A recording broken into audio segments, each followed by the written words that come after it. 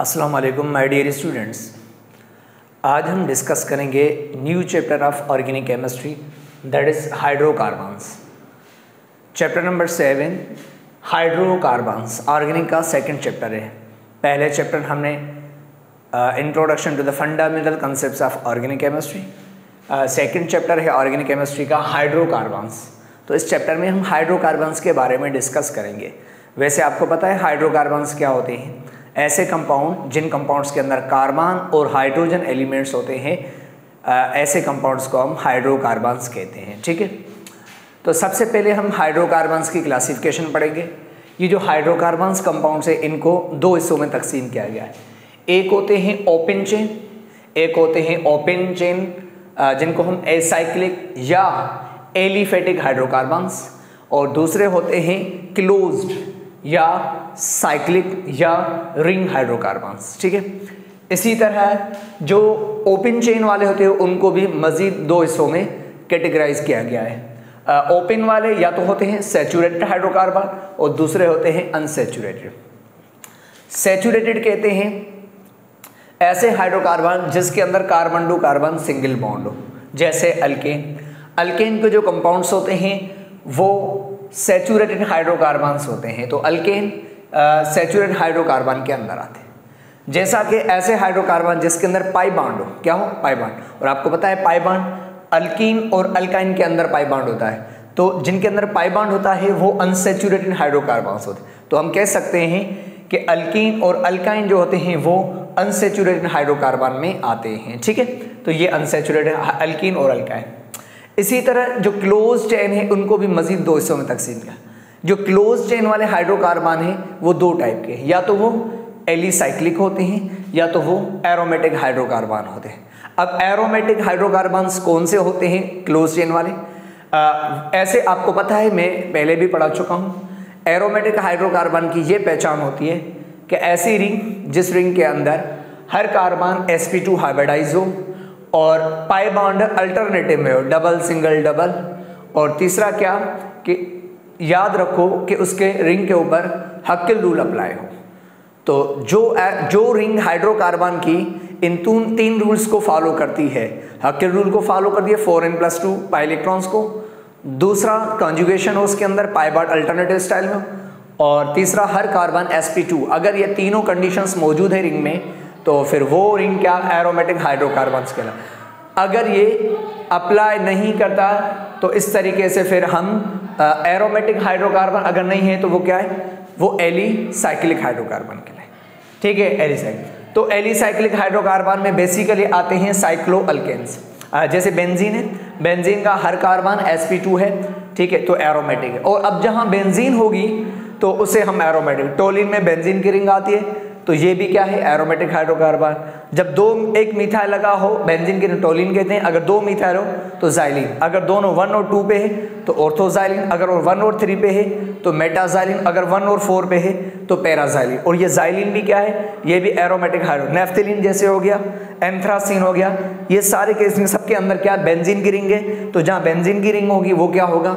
Aromatic. और इन सभी rings के ऊपर हमने कहा कि ये कॉन्जुगेशन भी है, sp2 हर कार्बन हाइब्रिडाइज है और उसके अलावा हक्केल रूल अप्लाई हो, तो हम इन सबको क्या कहेंगे? ये एरोमेटिक हाइड्रोकार्बन है।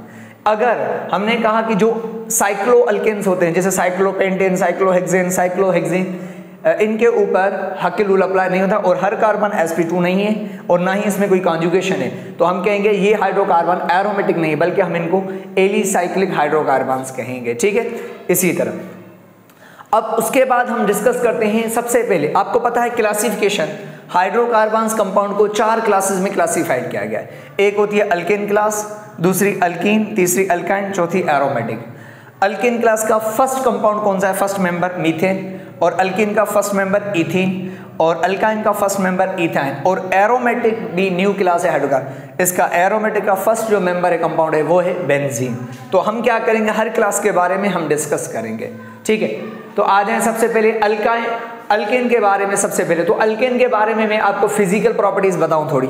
अल्केन की फिजिकल प्रॉपर्टीज क्या? नंबर 1, ये जो अल्केन कंपाउंड होते हैं ना, पूरी फैमिली की बात कर रहे हैं हम, जनरल प्रॉपर्टीज बता रहे हैं अल्केन की, methane, ethane, propane, butane, whatever, ठीक है, जितने भी हैं। तो अल्केन की अगर हम जनरल फिजिकल प्रॉपर्टीज की बात करें तो अल्केन वो कंपाउंड्स हैं, अल्केन कंपाउंड्स कलरलेस होते हैं, उनका कोई कलर नहीं होता, और अल्केन्स ऑर्डरलेस, उनका कोई ऑर्डर नहीं होता, और नॉन पोलर और वेरी लो पोलर। तो याद रखो अल्केन वाले जो कंपाउंड्स होते हैं वो नॉन पोलर होते हैं या वेरी लो पोलर होते हैं, या नॉन पोलर होते हैं या वेरी लो पोलर होते हैं, ठीक है। मतलब उनके क्योंकि उनके अंदर कार्बन हाइड्रोजन टू बॉन्ड जो होता है वो ऑलमोस्ट नॉन पोलर होता है, तो उनके अंदर बिल्कुल स्लाइटली पार्शियली चार्जेस होती है, इसलिए हम इनको हाइड्रोकार्बन को नॉन पोलर कंसीडर करते हैं। तो नॉन पोलर और वेरी लो पोलर नेचर के होते हैं, याद रखो ये कौन, अल्केन के कंपाउंड्स।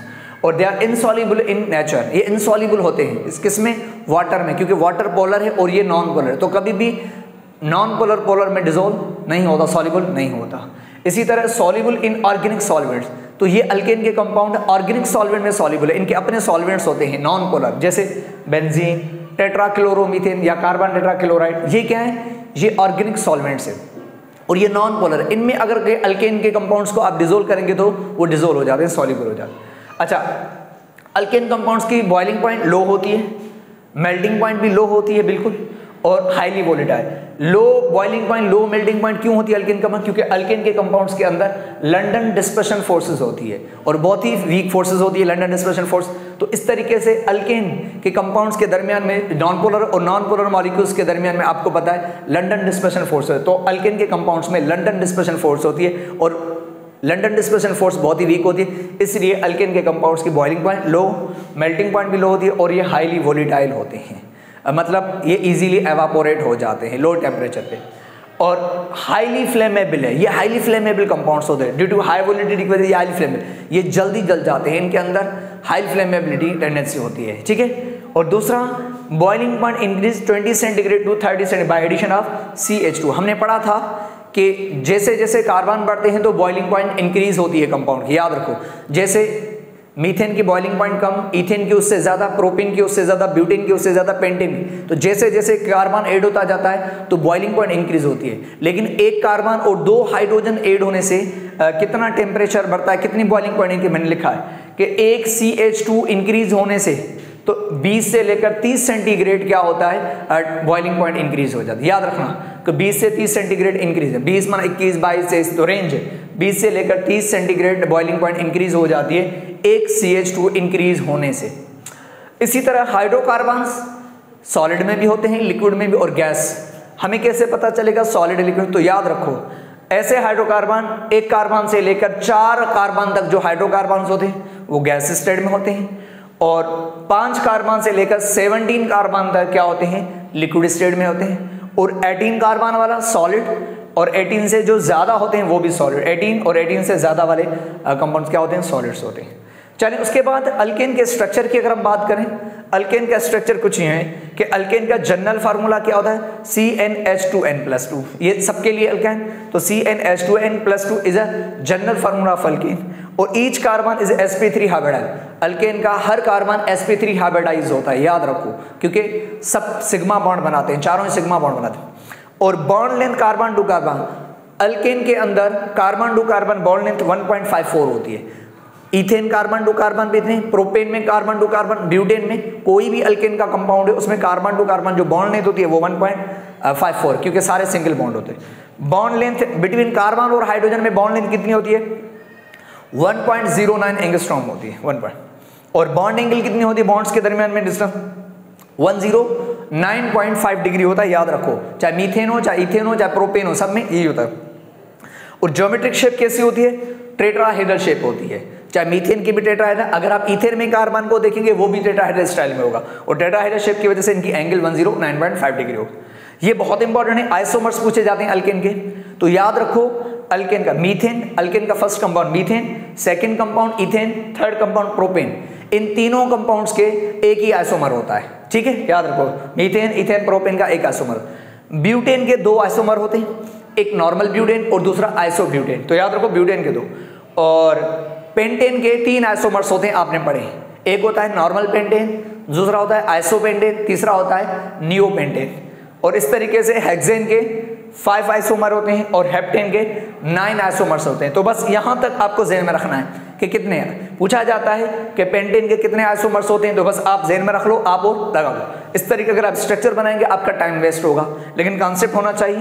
तो याद रखो ये चंद मैंने अल्केन के कंपाउंड के आइसोमर्स लिखे। इंशाल्लाह फिर हम नेक्स्ट क्लास में नेक्स्ट लेक्चर के साथ मिलेंगे। Thank you very much.